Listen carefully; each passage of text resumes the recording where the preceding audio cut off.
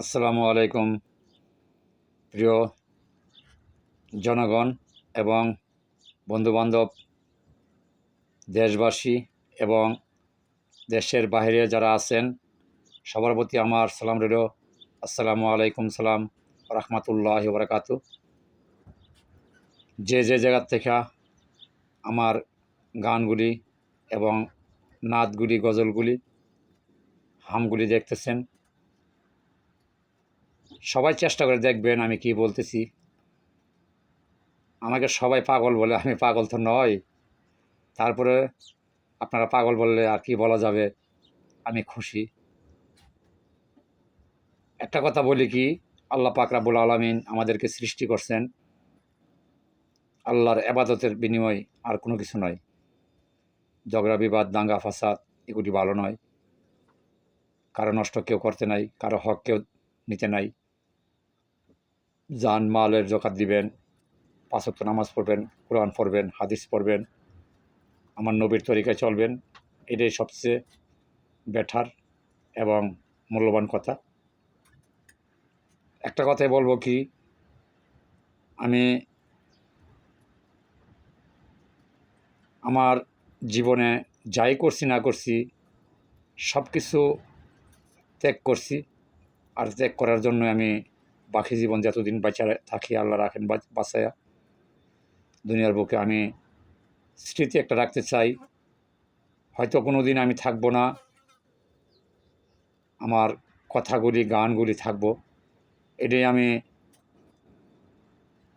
আপনাদের কাছে দোয়া ও কামনা করি, যেন আপনাদের মাঝে আমি বাঁচা থাকতে পারি, আমার কথাগুলি বাঁচা থাকে এবং আমার ভিডিওগুলি বাঁচা থাকে। মানুষের নিঃশ্বাসের বিশ্বাস নাই। সবচেয়ে বড় কথা হইল একটাই, যদি আমার কথাগুলি কারো কাছে ভালো লাগে, দেখবেন, শুনবেন, বুঝবেন, ওই কথা মোতাবেক চলবেন, হয়তো আল্লাহ রাসূলের দিদার দর্শন পাইতে পারেন। আমি আপনাদের সাথে এই কথাটা বলতে চাই যে নামাজ জান্নাতের চাবি। নামাজ ছাড়া কোনো উপায় নাই। আল্লাহর পাক কোরআন মানবেন এবং নবীর হাদিসগুলি মানবেন, তরিকাগুলি মানবেন, শরীয়ত মানতে হবে, তরিকত মানতে হবে, হাকিকত মানতে হবে, এলমে মারফতও মানতে হবে। যার 4টা তরিকা ঠিক আছে তার সব ঠিক আছে। যেমন হাত পাও 4টা, তরিকা 4টে। আরেকটা তরিকা আছে ওয়াহদানিয়াত, এই 5টা। যেমন আমাদের 4টে হাত পাও, একটা মাথা। তাহলে আমাদের এই 5টা মানলে আমরা আল্লাহ রাসূলের দিদার দর্শন পাইতে পারি। কোরআনে বলছে আল্লাহ পাক রব্বুল আলামিন, ইন্নী আলা মা লা তা'লামুন, মানে আমি যা বুঝি তোমরা তা বুঝো না। তাহলে আল্লাহ বলছে যে পাহাড় সমান গুনাহ করলো, একবার তওবা করলে আমি মাফ করে দিতে পারি। আল্লাহর নাম রহিম ও রহমান। সে সৃষ্টি করছে সবাইকে এক সমান। দুনিয়াতে ছোট বড় করে দেওয়ার কারণ হলো দুনিয়া চালানোর জন্য। আর দুনিয়াটা অন্তপক্ষে একটা পরীক্ষার হল। যেমন বছর ভর আমরা পইরা একদিন যদি পরীক্ষার হলে গিয়ে আমরা ভালো পরীক্ষা না দিই, লেখাপড়া ভালো করে না করি, তাহলে আমরা পরীক্ষা ফেল। তাহলে দুনিয়াতে আমরা একটা পরীক্ষার হলে আসি।